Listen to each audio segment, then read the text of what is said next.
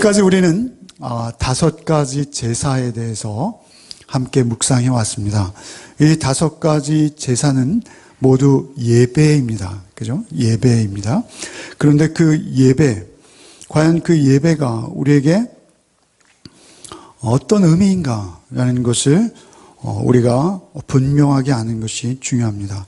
지난주에 이어서 유사한 말씀입니다만 그 출애굽기에서부터 우리는 볼 필요가 있습니다. 출애굽기에서 우리 모세가 바로 앞에 서서 이런 말을 합니다. 출애굽기 5장 3절 말씀, 그들이 가로되 히브리인의 하나님이 우리에게 나타나셨은즉 우리가 사흘 길쯤은 광야로 가서 우리 하나님 여호와께 제사를 드리려 하오니 가기를 허락하소서, 이렇게 청합니다.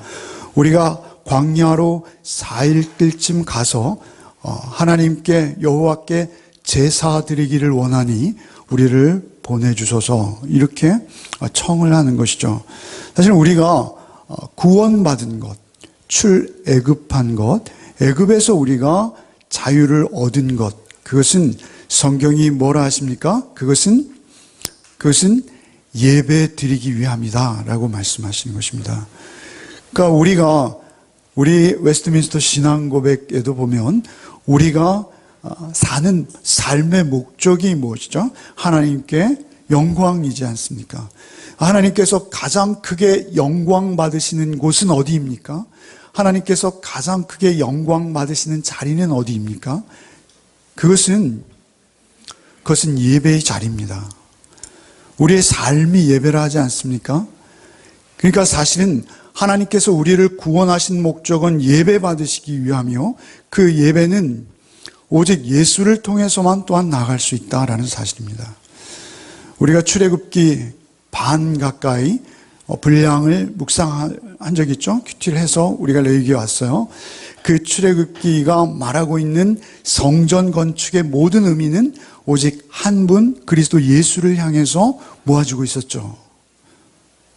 그런데 이제 레위기는 무엇입니까? 그렇게 우리를 구원해 내셔서 구속해 내신 하나님께서 우리를 통해 예배 받기 원하시는데, 그 예배도 역시 오직 한 분 누구를 통해서만 예배 자리로 나올 수 있습니까? 어린 양 되시는, 그죠? 제물의 피가 레위기 내내 흐르고 있지 않습니까? 그러니까 우리가 어린 양 되시는 예수 그리스도를 통해서만 우리가 예배의 자리로 나올 수 있고, 그 예배를 통해서만 하나님께서는 우리를 통해 영광받아 주십니다.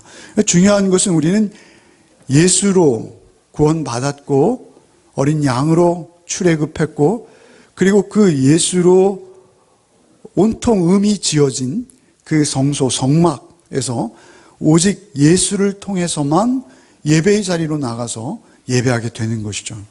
사실은 이렇게 레위기에서 예배를 설명하시고, 그리고 나서 이스라엘이 광야를 지나는 것이 민수기입니다.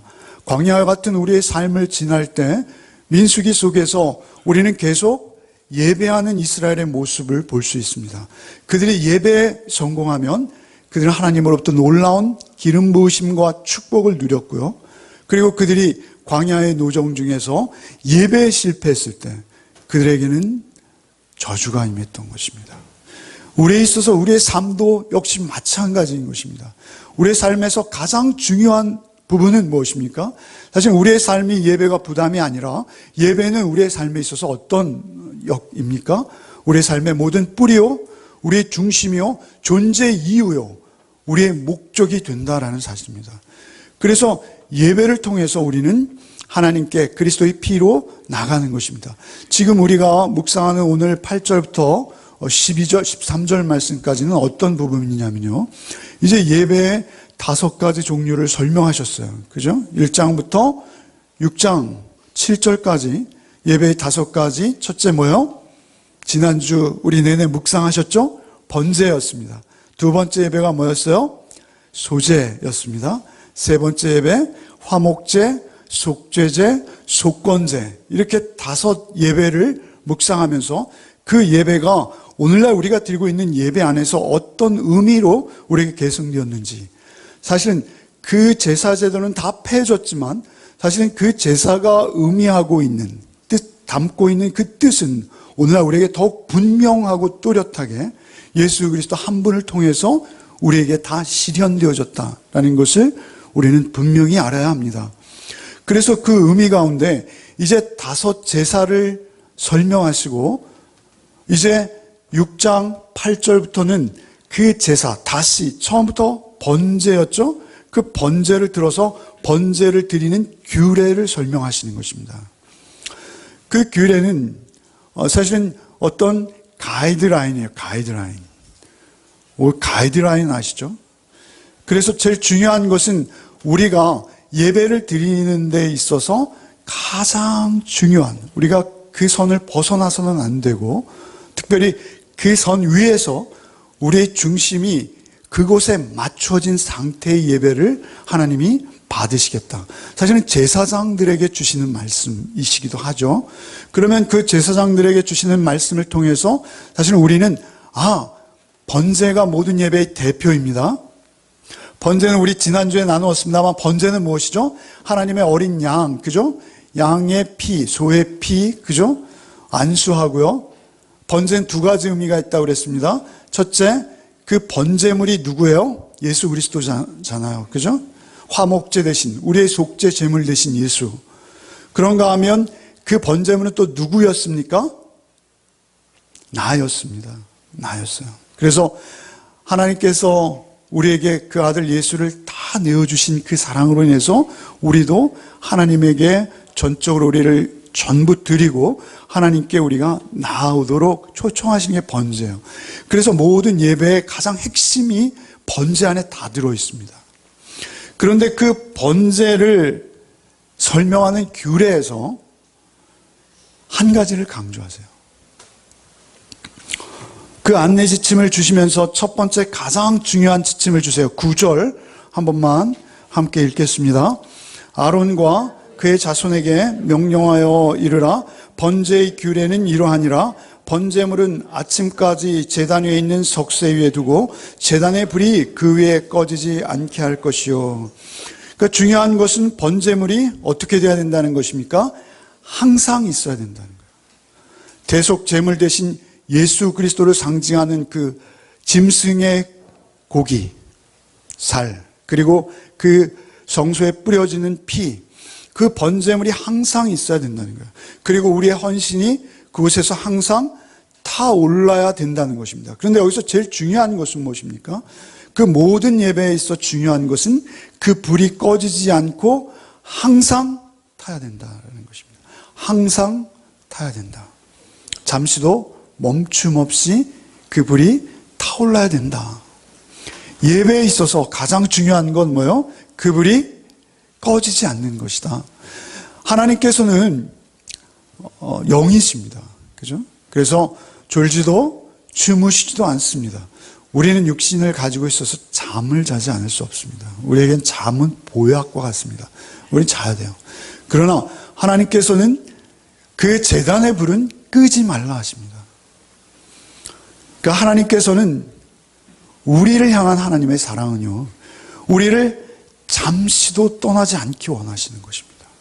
하나님의 마음, 하나님의 심정은 무엇입니까? 우리의 삶이 예배가 되기 원하고 우리의 모든 삶의 여정 중에 우리가 눈을 감고 깊이 잠들어 있는 그 시간에도 하나님께서는 우리를 지켜보고 계시겠다라는 것입니다. 졸지도 않고 주무시지도 않고 우리를 지켜보시는 하나님, 그 불을 꺼뜨리지 않는 것이 우리에게 가장 중요합니다. 오늘은 이 말씀을 나누는데요. 이 말씀 전에 10절과 11절 말씀이 들어와 있어요. 갑자기 불쑥 10절과 11절 말씀이 조금은 이해가 되지 않게 들어와 있습니다. 10절과 11절도 한번 읽어보겠습니다. 제사장은 세마포 긴 옷을 입고 세마포 속바지로 하체를 가리고 제단 위에서 불태운 번제 제를 가져다가 제단 곁에 두고 그 옷을 벗고 다른 옷을 입고 그 제를 진영 바깥 정결한 곳으로 가져갈 것이요. 이 말씀을 하시고 다시 제단 위에 불은 항상 피어 꺼지지 않게 할지라. 이 처음 하신 말씀을 다시 강조하고 또다시 3번씩이나 불은 끊임없이 제단 위에 피어 꺼지지 않게 할지라 라는 말씀을 강조하시는데, 이 말씀이 모든 예배, 번제에 있어서 가장 중요한 원칙이면서 이 말씀이 이토록 중요한 첫 번째 원칙, 첫 원칙, 절대 지켜지지 않으면 예배는 아무 의미가 없어요. 그래서 그 예배의 원칙을 제시하시면서 갑자기 중간에 10절과 11절이 들어와 있습니다. 그것은 무슨 의미일까? 곰곰이 나름대로 묵상을 하면서 고민해 보았어요. 그런데 그것은 많은 주석들은 여기서 죄를 지우는 이 죄는 우리와 하나님 사이를 가로막는 죄다, 이렇게 해석하고 계셨습니다. 해석하고 있었습니다. 그런데 사실은 이런 의미가 있다라는 것입니다. 지금 무엇이냐면요, 갑자기 속바지가 등장해요. 속바지. 여러분, 속바지가 좀 낯선 단어이죠. 그런데 이 단어를 우리가 쓰는 단어로 바꾸면 뭐가 될까요?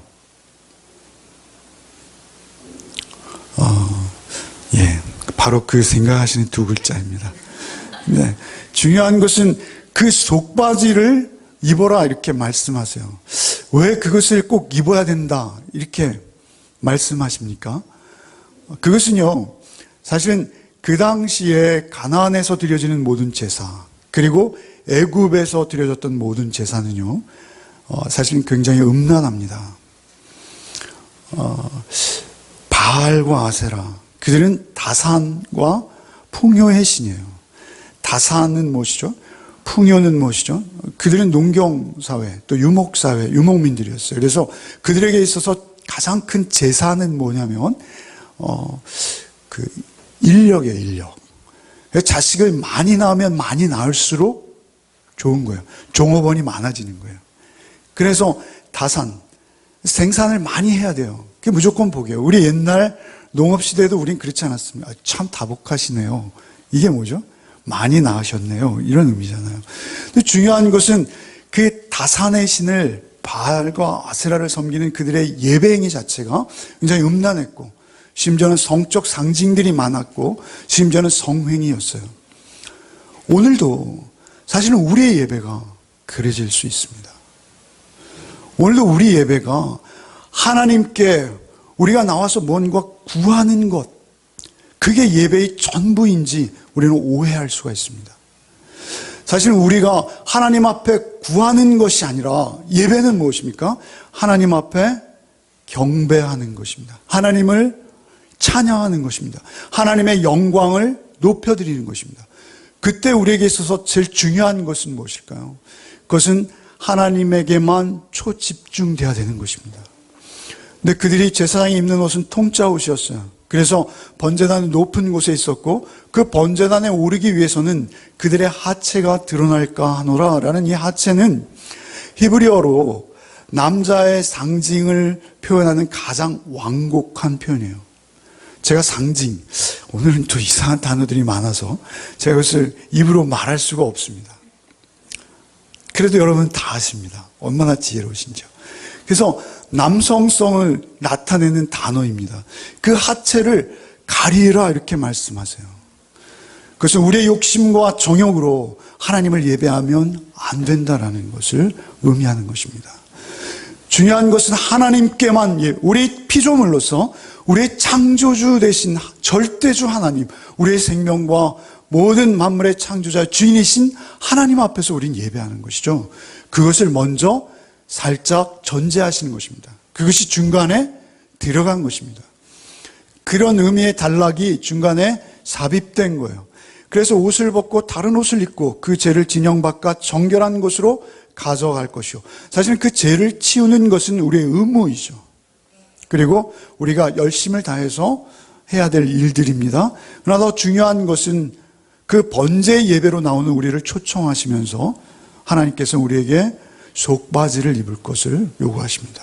우리 다 제사장이죠. 12절에 제단 위에 불은 항상 피어 꺼지지 않게 할지니 라고 다시 그것을 강조하십니다.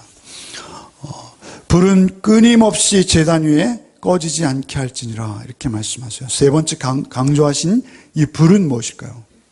불이 의미하는 바가 무엇일까요? 예? 네, 감사합니다. 네. 앞에 앉으셔야지 따끈따끈하세요. 앞에 여기서 불이 죄송합니다. 농담인지 아시죠? 근데 중요한 것은 성령입니다. 성령. 예. 그 불은요, 사실 여러 가지 주석들이 있어요. 그러나 그 모든 주석에서 가장 중요한 핵심 한 가지를 오늘 우리 같이 묵상하려는 것입니다. 그 불은 성령입니다. 우리가 출애굽기에서 성막을 할 때도 성막 안에 불이 두 곳에 더 있었어요. 어디에 있었습니까? 향단에 있었습니다. 향단, 기도의 제단, 성막 휘장 가운데 바로 앞에 향단이 있었고요. 그리고 떡상이 있고 왼쪽에 등대가 있어요. 그저 초가 있어요. 초가 계속 타오르고 있어요. 그 초도 역시 꺼져서는 안 되는 초였고요. 향단도 마찬가지입니다. 그런데 이 불들은요, 한 가지를 의미하고 있습니다. 하나님의 임재인데 그 하나님의 임재가 우리에게 경험되어지는 구체적인 통로와 수단, 하나님의 인격은 무엇이죠?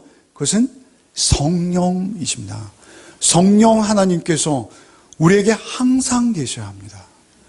그러니까 우리가 그리스도인 된다는 것은 성령 하나님께서 우리 안에서 항상 계시고 또 계시고 떠나지 아니하시는 것. 성령을 항상 인정하고 성령님께 여쭙고 성령님이 우리에게 말씀하실 때 그 말씀에 귀 기울여 듣고 이해하고 깨우칠 뿐만 아니라 그 말씀에 순종하는 것. 그것이 우리의 예배자적 삶입니다. 우리의 예배의 삶 속에서 그것이 우리에게 실천되어져야 되는데 그것은 오직 성령께 순종하는 우리의 모습을 통해서만 되어지는데 이 불은 어디로부터 오는 것입니까?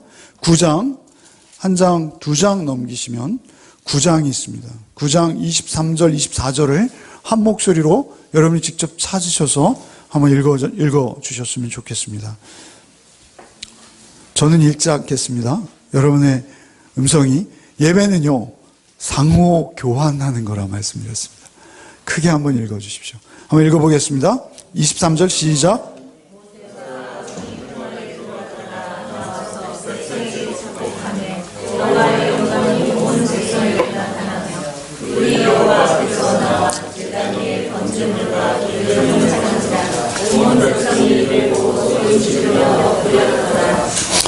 너무나 감격적인 순간이라 아니할 수 없습니다.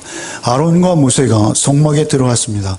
그럼 모세가 성막의 여러 기구들과 또 예배의 절차, 하나님께서 당신에게 이르신 말씀들을 함께 나누었을지 모르겠습니다. 그러나 중요한 것은 모세와 아론이 그 성막에서 나올 때 하나님의 영광이 그들에게 나타났습니다. 그 영광이 어떠한 방법으로 그들에게 보여졌는지는 우리가 구체적으로 알 수 없습니다. 그러나 중요한 것은 그때, 바로 그때 하나님의 성령이, 하나님의 불이, 하나님의 임재가 그 번제단에 임하신 것입니다. 그래서 24절에 불이 여호와 앞에서 나와 제단 위에 번제물과 기름을 사른지라 온 백성이 이를 보고 소리 지르며 엎드렸더라. 하나님의 임재는 우리에게 두려움입니다. 하나님이 여러분을 찾아오실 때 우리는 그분을 두렵게 맞을 수밖에 없습니다. 왜냐하면 우리에게 죄가 있기 때문에 그렇습니다. 하나님이 우리에게 찾아오실 때 우리는 소리 지르며 엎드릴 수밖에 없습니다. 오 주여, 오 하나님. 그 하나님 앞에 우리가 엎드릴 때 여러분은 감사하는 것입니다. 그리고 그 하나님께 우리가 늘 엎드려서 겸손하게 그 하나님의 임재 속에서 함께 동행하는 것입니다. 그것이 우리 안에 임하신 불을 꺼뜨리지 아니하고 우리가 그 말씀에 순종하는 삶, 성령이 우리에게 임하신 죄에 대해서, 의에 대해서 우리에게 밝히 보여주십니다. 우리를 책망하십니다. 그때 우리가 그 앞에 순종하고 나가는 것입니다. 그 불이 임하셨어요. 그 불이 사실 우리에게 생명이고 그 불에만 우리에게 온기가 있습니다. 그 불에만 우리의 영원한 위로가 있고요. 그 불에만 우리의 변하지 않는 소망이 있습니다. 그래서 그 불이 임한 그 불을 우리는 잘 간직하고 그 불을 따라서 살아가는 것입니다. 예수께서 우리 안에 임하시는 것, 그것은 또 다른 보혜사로 우리에게 찾아오시고 내가 너희 안에 거하겠다 하신 약속대로 우리에게 거하시는데, 출애굽기 27장 3절 말씀에 재를 담는 통과 부삽과 대야와 고기 갈고리와 불 옮기는 그릇을 만들되 단의 그릇을 다 노수로 만들지며, 출애굽기에서 제단에 있는 그 재를 청소하는 도구들을 다 만들 것을 지시하시면서 특별한 그릇을 하나 주문하셨어요. 그 그릇은 그들이 광야 생활을 해야 했기 때문에 그 번제단을 통째로 들고 다녔지만 불이 꺼질 위험이 있었어요. 그래서 늘 그 불씨를 보관하는 또 다른 그릇을 준비시키셨어요. 민수기 4장 14절에도 봉사하는 데 쓰는 모든 기구, 곧 불 옮기는 그릇들과 이렇게 그 그릇이 자주 등장하세요. 민수기 한번 상상해 보십시오. 여러분, 광야에서 이스라엘이 움직일 때 불기둥이 그들을 인도하고 계셨습니다. 불기둥이 앞서 그들을 인도하실 때 그들은 어깨에 그 하나님의 말씀의 언약궤와 그리고 성막과 모든 기구들을 어깨에 메고 뒤를 따랐습니다. 그렇게 뒤를 따를 때 그들에게 가장 중요한 것은 그 불씨 그릇이었습니다. 하나님은 큰 불로 앞서서 그들을 인도하셨고요, 그들은 작은 불로 하나님께서 주신 바로 그 성령의 불을 꺼뜨리지 아니하고 그들의 어깨에 메고 하나님의 뒤를 따르는 그들의 모습은 오늘날 우리에게 상징하는 바가 무엇일까요? 그것은 우리에게 한 가지를 명하시는 것입니다. 우리의 삶이 예배가 되고 우리가 예배를 드릴 때 여러분 먼저 구하고 찾고 두드리십시오. 성령의 임재를 구하십시오. 그때만 하나님의 말씀이 살아계신 주의 음성으로 여러분에게 들려올 줄 믿습니다. 여러분이 사실 평범하고 매일 계속되는 그 말씀이 여러분에게 능력이 되셔야 되는데, 어떤 다른 성공담이나 성공 스토리가 아니라 여러분이 살아계신 하나님의 말씀이 여러분 안에 살아계신 무엇보다 중요한 하나님의 생명으로 여러분 안에 새겨져야 할 터인데, 그것은 오직 성령께서만 그 불로 여러분을 태우시고 여러분의 죄를 사하시고 여러분에게 그 말씀을 새겨주실 수 있기 때문에 여러분은 성령을 구하셔야 하는 것입니다. 그렇게 성령을 구하시고 하나님의 말씀 앞에 섰을 때 우리가 하나님의 말씀으로 변화되어지는 것입니다. 민수기 28장 2절로 4절 말씀에 이스라엘 자손에게 명하여 그들에게 이르라, 나의 예물 나의 식물 되는 화제 나의 향기로운 것은 너희가 그 정한 시기에 삼간에게 드릴지니라. 또 그들에게 이르라, 너희가 여호와께 드릴 화제는 이러하니 1년 되고 흠없는 수양을 매일 둘씩 상번제로 드리되 한 어린 양은 아침에 드리고 한 어린 양은 해질 때 드릴 것이요. 우리가 사실 큐티 하시잖아요. 아침과 저녁으로. 우리에게 있어서 이 상번제, 히브리인들에게 아침과 저녁으로 드렸던 번제, 사실 이 번제가요, 그 하루의 낮 동안 드려지는 모든 번제와 소제와 화목제와 속제제와 속건제는 다 그 상번제의 제물 위에서 타오르는 거예요. 그러니까 상번제, 아침 저녁으로 드리는 양 한 마리씩의 그 제사는 늘 꺼지지 않고 항상 밤새도록 타고 있어야 하는 것입니다. 그래서 그 상번제는 우리의 삶 속에서 역시 성령을 우리가 한순간도 놓치지 않고 성령만 의지하고 성령만 우리 안에 온전히 모시는 것, 우리가 자고 있을 때도 그렇습니다. 그 성령이 마태복음 3장 11절에 이렇게 예언되는 것이죠. 세례 요한이 이렇게 말합니다.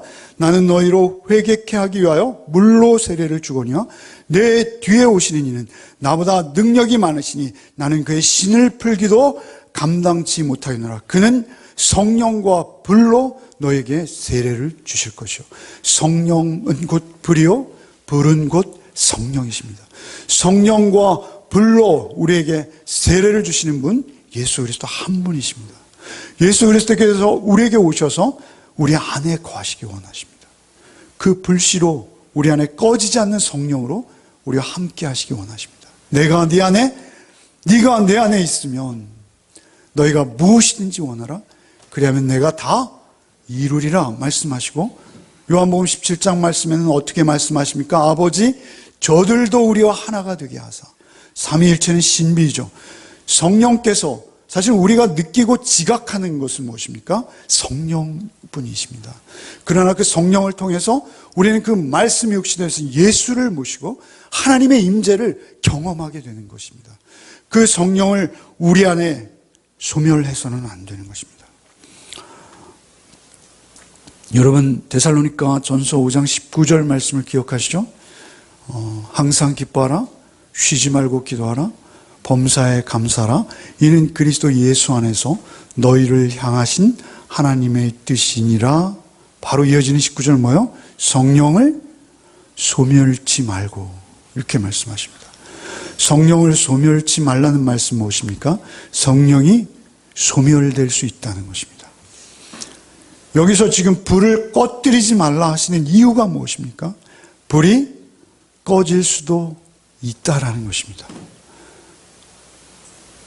성령은 우리에게 한번 임하시면 절대 떠나지 않으십니다. 그러나 그것은 구원받은 자에게 그렇습니다. 우리가 구원받은 자인 것을 매일 확인하는 것은 무엇입니까? 성령이 현재 내 안에 계신가인 것입니다. 그 불은요, 우리 안에서 소멸될 수도 있다라고 우리에게 성경은 분명히 경고하고 계십니다.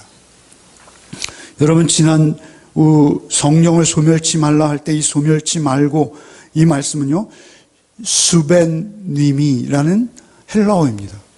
이 헬라어 소멸치 말고라는 이 헬라어의 의미는 사전을 찾아보시면 불을 끄다 이런 의미예요. 불을 끄다. 그러니까 데살로니가전서 5장 19절 말씀 뭐예요? 성령을 소멸치 말고라는 거예요. 성령의 불을 끄지 말고 이런 말씀이에요. 이 단어의 용례가 말이죠. 용례가 이런 데 동원되었습니다. 거기는 구더기도 죽지 않고 불도 꺼지지 아니하니라 말씀하실 때 불도 꺼지지 않는다라고 할 때 꺼지지 않고가 바로 이 동일한 똑같은 단어입니다. 성령은요, 우리를 심판하시기도 하십니다.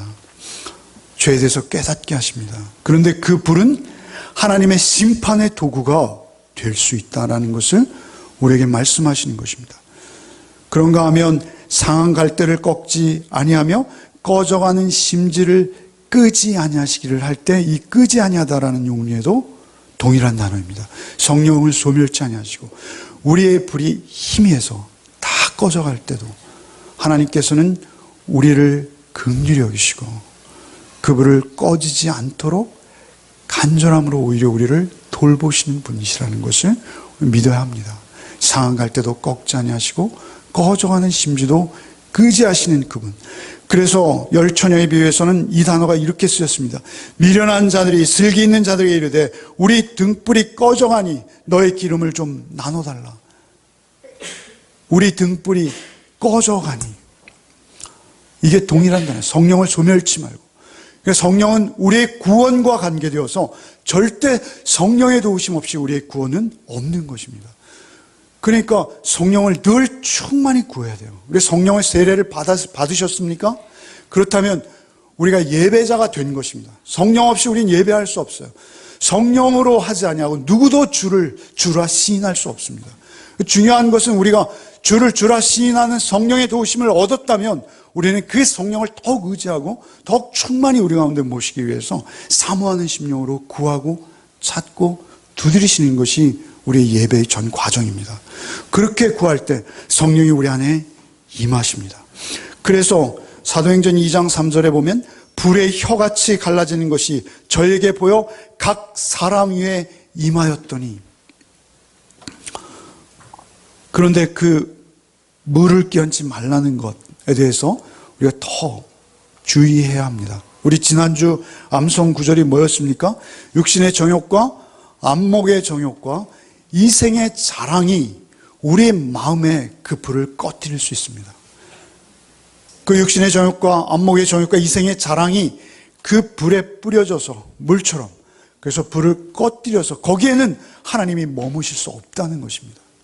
육신의 정욕과 안목의 정욕과 이생의 자랑이 꽉 들이차 버리면 그곳에 성령의 불이 소멸되어질 수 있다. 하나님이 거기에 계시지 않는다라고 하나님은 우리에게 경고하십니다. 히브리서 6장 말씀, 한번 비춤을 얻고 하늘의 은사를 맛보고 성령에 참여 안 받고 하나님의 선한 말씀과 내세의 능력을 맛보고 그리고 타락한 자들은 다시 새롭게 하여 회개할 수 없나니 이는 자기가 하나님의 아들을 다시 십자가에 못 박아 현저히 욕을 보임이라. 우리에게 경고하시는 것입니다. 우리에게 있어서 하나님을 가벼이 업수히 여기고 하나님 앞에 성령을 거스리는 농담, 성령을 거스리는 악한 말들, 그러한 것들은 사실은 우리에게 너무나 치명적입니다. 그러한 말들이 우리의 영혼에 얼마나 치명적인지요. 그런 말들은 입에 담지도 마셔야 합니다. 그리고 늘 성령을 사모하며 성령께서 그 불로 우리를 태워주시기를 원하며 절대 순종하는 삶으로 여러분 나아갈 때 갈라디아 5장 16절로 이하의 말씀, 내가 이루노니 너희는 성령을 쫓아 행하라. 그리하면 육체의 욕심을 이루지 아니하리라. 육체의 소욕은 성령을 거스르고 성령의 소욕은 육체를 거스르니 이 둘이 서로 대적함으로 너희의 원하는 것을 하지 못하게 하려 함이니라. 우리가 아무리 하나님의 자녀로서 또 예수 그리스도의 제자로서 우리가 참으로 주의 인격과 성품을 본받아 이 땅에 더욱 사랑하고 더욱 오래 참고 더욱 자비롭고 양선과 충성과 온유와 절제와 같은 성령의 열매들을 맺기 원하지만 우리가 그 성령의 말씀에 온전히 순종하고 그 말씀에 순복하지 아니하고서는 우리가 그러한 열매들을 맺을 수 없다라는 사실입니다. 성령이 정말 우리 안에 충만히 성령의 불이 꺼지지 않고 활활 타오르게 하는 유일한 길은 성경에서 두 가지입니다. 우리 속에서 성령이 활활 타오르게 하는 것은 여러분 세상의 어떤 다른 신비한 것을 쫓는 것이 아니라 성경이 우리에게 성령의 불을 타오르게 하시는 두 가지 조건은 말씀과 기도입니다. 오직 말씀과 기도 외에는 성령이 우리 안에 충만히 임하게 하시는 통로가 없습니다. 말씀은 무엇입니까? 기도는 무엇입니까? 이미 말씀드렸지만 사도행전 2장 3절에 불의 혀같이 갈라지는 것이 저에게 보여 각 사람 위에 임했습니다. 어느 때 임했습니까? 기도할 때 임했습니다. 사도행전 2장에서 그 120문도들이 그들이 합심하여 기도할 때 하나님께서 불의 혀같이 갈라지는 모습으로 그 기도의 좌중에 임하였습니다. 기도할 때 임하십니다. 그런가 하면 말씀 가운데 임하십니다. 말씀을 매개체로 해서 타오르시는 것입니다. 성령께서 가장 놀랍도록 역사하시는 성경의 책 한 권은 어디입니까? 사도행전이죠. 사도행전의 성령행전이라 우리가 이렇게 부르고 있습니다. 사도행전에서 성령이 또한 말씀으로 우리에게 임하십니다. 사도행전 8장 29절에 보면요, 빌립이 에티오피아 내시에게 말씀을 전합니다. 성령이 8장 29절에 성령이 빌립에게 이르시되 이 병거로 가까이 나가라 이렇게 명령하십니다. 성령이 말씀하시는 것을 한마디 한마디 순종하는 빌립을 통해서 에티오피아 내시가 이방인 중에 이방인이죠. 그리고 이방인으로서 세상의 가장 정점에 올랐던, 세상의 유혹에 가장 많이 그 핵심에 있었던 그 에티오피아 내시가 예수를 영접하게 됩니다. 어떻게요? 빌립에게 역사한 성령, 그리고 그 성령에 순종하는 빌립의 모습을 통해서 그 말씀이 역사하는 것입니다. 이사야서의 말씀이죠. 이사야서 말씀을 읽던 오직 말씀으로만 역사하십니다. 그 말씀을 설명하고 39절 주의 영이 빌립을 이끌어 간지라 내시는 호련히 길을 가고 그를 다시 보지 못하더라. 성령은요, 처음부터 끝까지 인도하십니다. 그리고 처음과 나중을 성령께서 시작하시고 성령께서 끝을 내십니다. 중요한 것은 오직 성령의 역사만 기대는 것입니다. 사도행전 10장 44절 말씀에 베드로가 이 말을 할 때 성령이 말씀 듣는 모든 사람에게 내려오시니, 베드로가 이 말씀을 하실 때 성령이 모든 사람에게 임하셨습니다. 말씀과 성령은 함께 역사하십니다. 반드시 말씀과 성령이 있는 그곳에 하나님이 찾아오십니다. 또 예레미야는 이렇게 말씀하세요. 예레미야, 나 여호와가 말하노라, 내 말이 불같지 아니하냐? 반석을 쳐서 부스러뜨리는 방망이와 같지 아니하냐? 예레미야에게 이렇게 말씀하세요. 하나님의 말씀은 불이다. 그리고 방망이다. 방망이가 때로는 우리를 심판하시기도 하시고요. 그 말씀 우리의 심령골수를 찔러 쪼개기도 하시고요. 그리고 우리에게 임하실 때 우리를 부서뜨리기도 하십니다. 그리고 우리를 때로 죽이십니다. 그리고 우리 안에 새 생명을 심어주십니다. 불과 같은 능력으로 성령이 우리에게 임하시는 것입니다.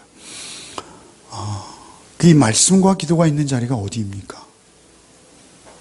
말씀과 기도가 있는 자리는 예배입니다. 예배의 자리예요. 여러분이 예배의 자리에 나오기를 힘써야 되는 이유가 무엇입니까?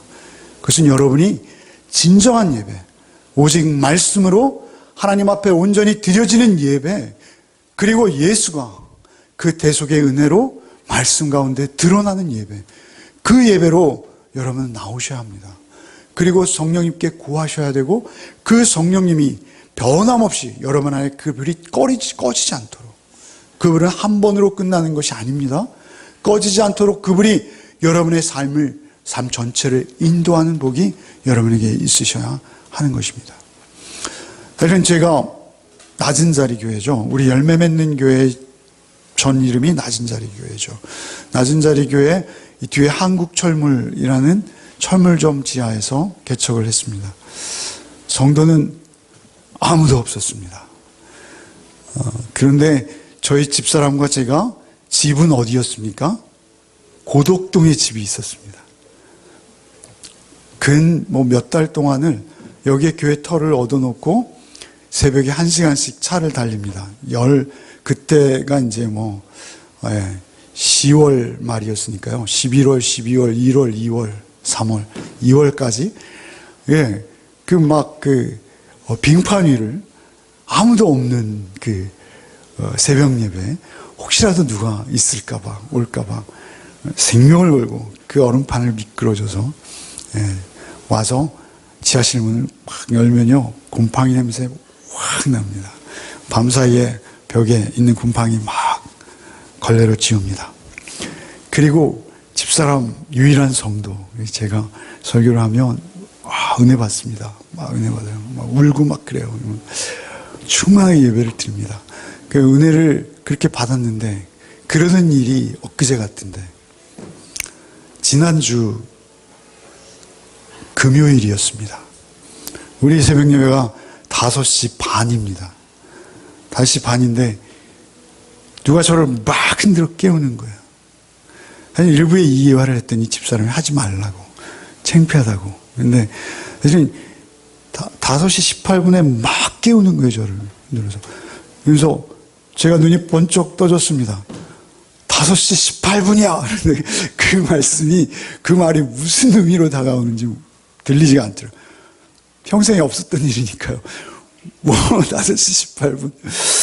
세수할 시간도 없습니다. 5시 반인데요, 시작이. 다 가셨겠다. 빨리 나가보자. 후다닥 나왔습니다. 그랬더니, 사실 우리 새벽 예배, 우리 오시는 우리 교회 성도님은 우리 정영애 집사님 한 분이십니다. 10분 이상 예배를 드리지만 다 이제 다른 교회 다니시는 분들인데요. 굉장히 열심히세요, 그분들은, 나름. 그래서 이제, 집사람이 막 내려갔습니다, 1층으로. 내려갔더니 그분들이 다 모여 계신 거예요.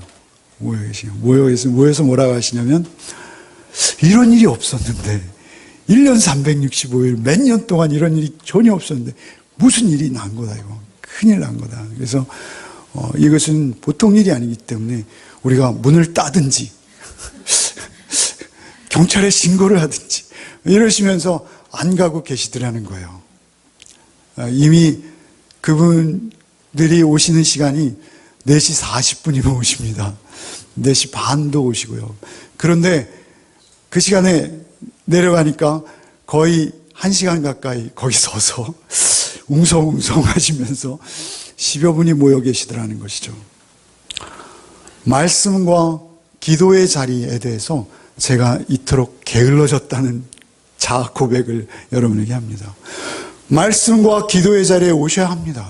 그리고 말씀과 기도의 자리를 사모하셔야 합니다. 수요 예배 있습니다. 금요 예배 있습니다. 형편이 안 되십니까? 우리도 꼭 특별 새벽 기도회 뭐 이런 걸 하셔야지 여러분 의무감을 가지고 오시겠습니까? 중요한 것은 그것이 아니라 여러분 자원하는 심령입니다. 모든 예배, 우리 지난주에 묵상했던 예배들 다 무엇입니까? 모든 예배는 자원하는 마음으로 여러분 드려지는 것입니다. 여러분이 자원하는 심령으로 요시 내가 이 교회 교인이 되었으니 새벽 예배 한 번은 1년에 나가봐야지 이러한 마음 드실 수도 있는 거죠. 수요 예배, 금요 예배 여러분 사모하는 마음으로 여러분 깨어서 여러분 오시면 여러분 그 심령 하나님 결코 멸시하지 아니하시고 성령의 불을 여러분에게 주실 줄 믿습니다. 그리고 여러분이 그 불을 사모함으로 간절함으로 올 때 여러분의 안에 그 불이 붙어서 그 불이 옮겨 붙어서 여러분도 누군가에게 하나님을 증거하는 삶을 살게 하시겠다라고 하는 것입니다. 그것이 번제에서의 헌신을 말하는 것입니다. 여러분 헌신하는 게 무엇입니까?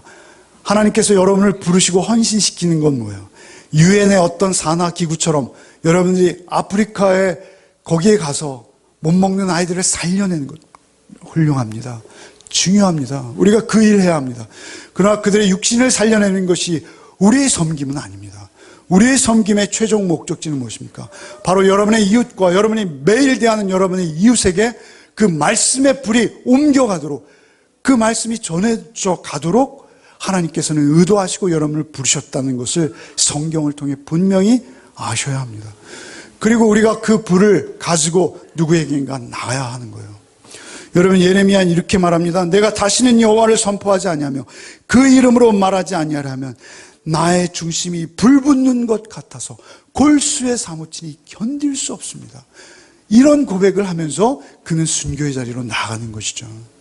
그가 하나님 앞에 크게 쓰임받고 하나님의 가장 걸출한 선지자요 예언자로 우리에게 이렇게 성경에 기록되어서 우리에게 존경받는 이유는 무엇입니까? 그가 하나님의 말씀에 붙들린 겁니다.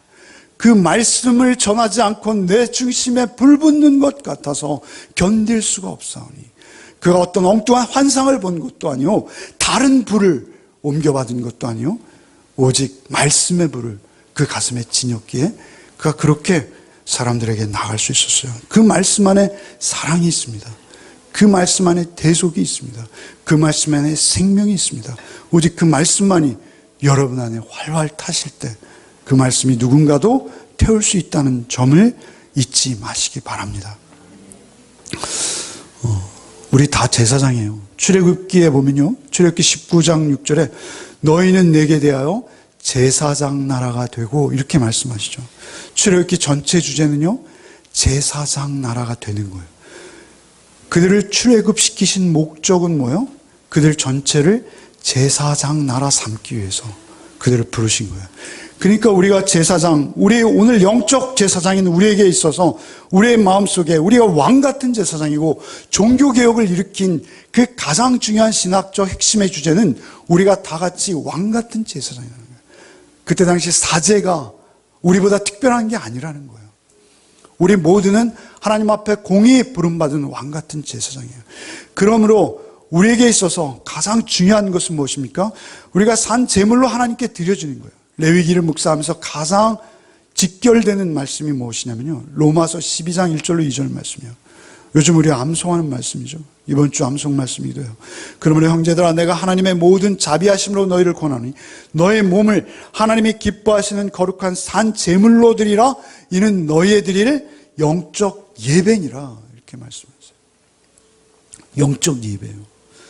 여러분 요한복음 4장의 사마리아 여인에게 주님께서 찾아가시죠. 어떻게 예배해야 합니까? 예루살렘에서 예배해야 합니까? 사마리아에서 예배하면 구원을 못 받습니까? 예수님께서 뭐라 하십니까? 예루살렘에서도 말고 사마리아에서도 말고 너희가 이제는 영과 진리로 예배하라. 성령으로 예배하라는 것입니다. 성령이 없이 우리 예배할 수 없습니다. 성령으로만 우리는 예배하는 것이요, 성령으로 그 불이 꺼지지 아니하고 우리에게 타오르는 것은 오직 말씀과 기도의 통로를 통해서 우리 안에 계속 타오를 수 있다 말씀하십니다. 그러면 우리가 산제물로 드려지는 것이고, 산제물로 드려질 때 우리를 통해서 놀라운 역사가 일어날 것을 약속해 주시는 것입니다. 우리에게 주어진 사명은 오직 많은 사람들을 하나님께로 인도하는 것입니다. 그것이 우리의 최고의 섬김입니다. 나를 위해 피 흘리신 예수를 향해 우리가 보답할 수 있는 길은 그 흘리신 피의 의미를 누군가에게 또한 전하는 것 이상 하나님 앞에 큰 보답이 어디 있겠습니까? 하나님은 그것을 우리의 영적 예배라 하시고 우리에게 그 예배의 삶을 살아낼 것을 말씀하십니다. 그 여러분이 살아낸 그 삶을 통해서 누군가 구원 얻는 거예요. 여러분이 전한 복음도 중요하지만 그 복음보다 여러분이 살아낸 그 삶, 헌신의 삶, 번제로 드려진 그 삶을 통해서 그들이 구원받는 것입니다. 그러니까 우리에게 있어서 가장 중요한 것은 뭐예요? 간절함입니다. 열왕기상 18장 37절 이하에 엘리야의 기도가 나오죠. 엘리야가 이렇게 기도합니다. 여호와여, 내게 응답하소서, 내게 응답하소서. 이 백성으로 주 여호와는 하나님이신 것과 주는 저희의 마음을 돌이키게 하시는 것을 알게 하옵소서 하며 여호와의 불이 내려서 번제물과 나무와 돌과 흙을 태우고 또 도랑의 물을 얕은지라. 그 도랑의 물이 흥건했는데요, 불이 내려와서 그 물을 다 태우는 거예요. 그 번제물은 물론이고요. 그의 기도가 능력이 있었던 이유는 무엇입니까? 그 기도의 내용입니다. 그 기도의 내용이 무엇입니까? 여호와여, 내게 응답하옵소서, 내게 응답하옵소서. 이 백성이 주 여호와는 하나님이신 것과, 기도의 제목은 두 가지예요. 이 백성이 주 여호와는 하나님이신 것과 저희의 마음을 돌이키게 하시는 것을 알게 하옵소서. 우리의 마음을 돌이키게 하는 분은 예수 한 분이시죠. 그 예수 한 분으로 인해서 저희들의 마음을 돌이키게 하시는 하나님이신 것을 저희들이 알게 하옵소서. 무엇이든지 구하면 이루시겠다.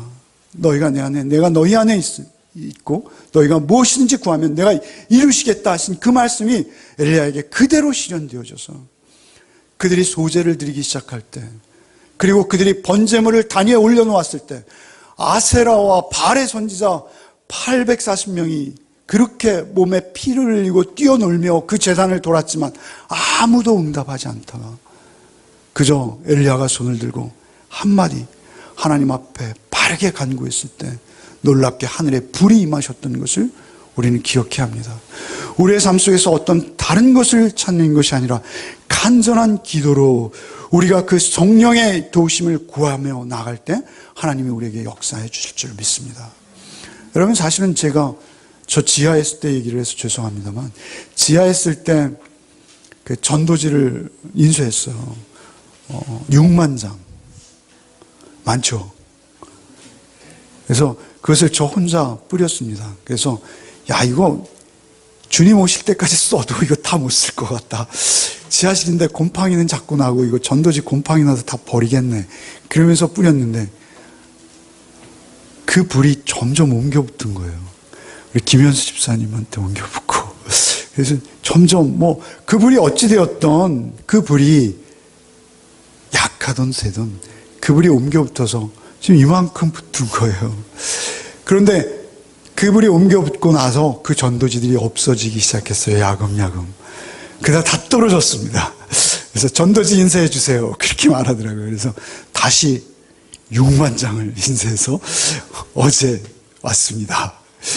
전도지 앞에 보시면 벚꽃이 인쇄되어 있습니다. 왜 그런지 아세요? 벚꽃 지기 전에 다 뿌리자는 겁니다. 죄송합니다. 이건 농담입니다. 벚꽃이 이뻐서 그냥 벚꽃을 새긴 거고요.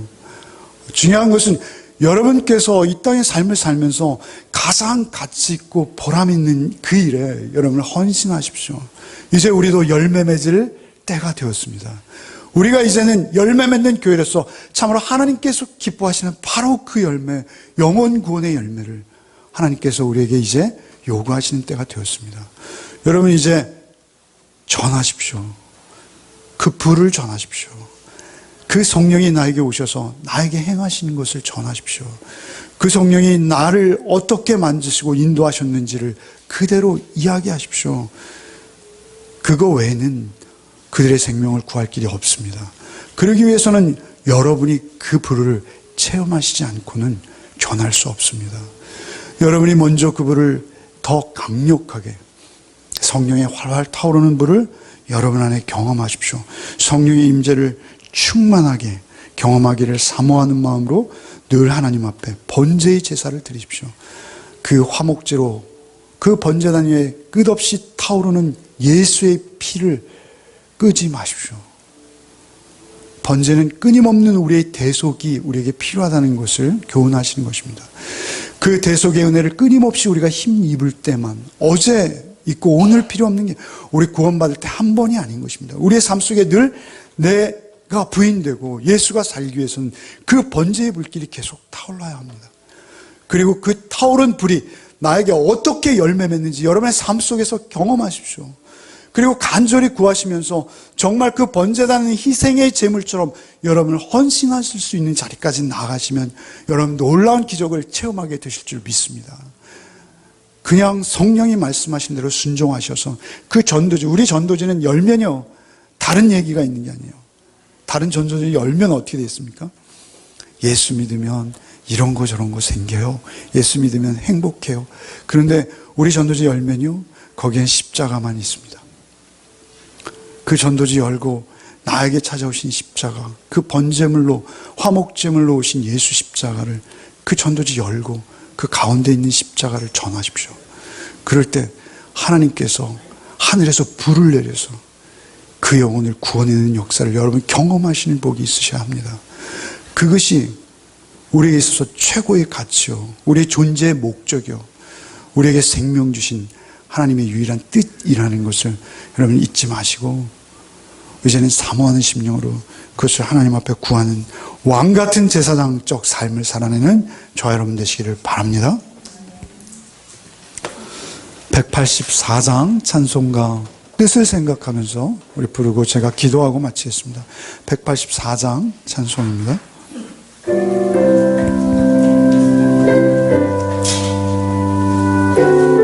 간절한 우리 찬양은 우리의 기도라 하셨습니다. 불길 같은 주 성령 간구하니 느리게 지금 강림하셔서 영광 보여주소서. 성령이여 임하사 우리 영의 소원이 만족하게 하소서. 기다리는 우리가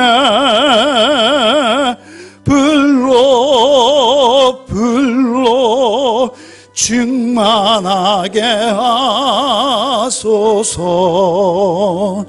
주의 제단 불 위에 우리 몸과 영혼과 우리 가진 모든 것 지금 바치옵니다.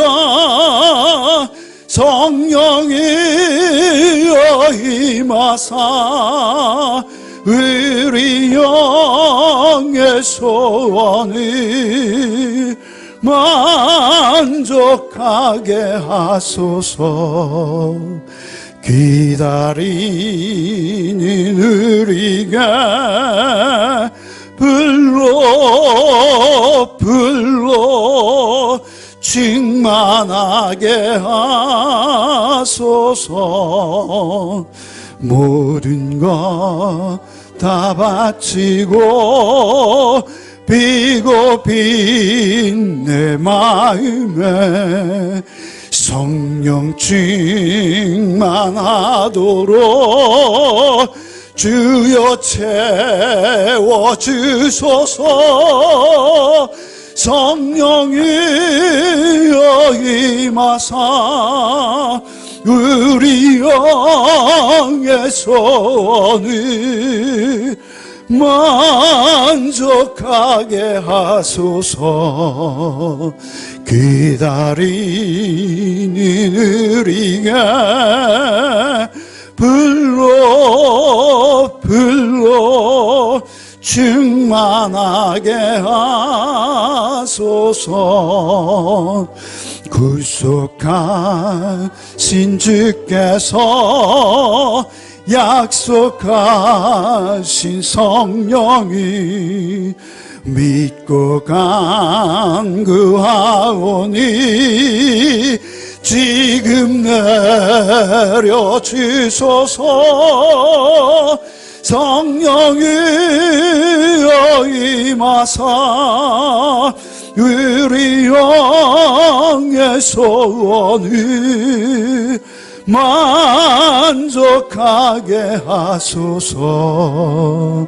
기다리는 우리가 불러 충만하게 하소서. 아멘.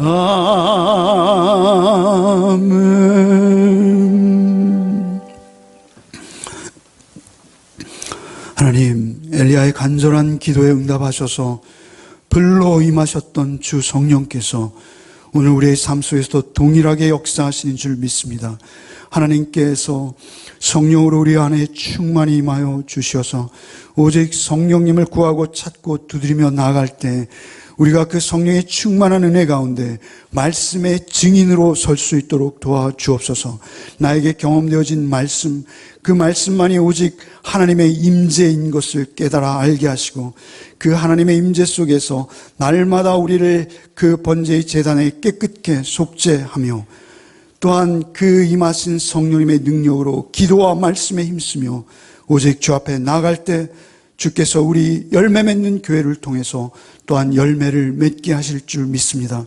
세상 사람들은 이 좋은 계절에 들로 산으로 나가 있으나 하나님, 우리는 오직 골방에서 주의 성령을 간구할 때 하나님께 놀라운 역사 경험하고 또한 하나님의 일에 온전히 쓰임받는 우리의 복된 삶 되게 하여 주옵소서.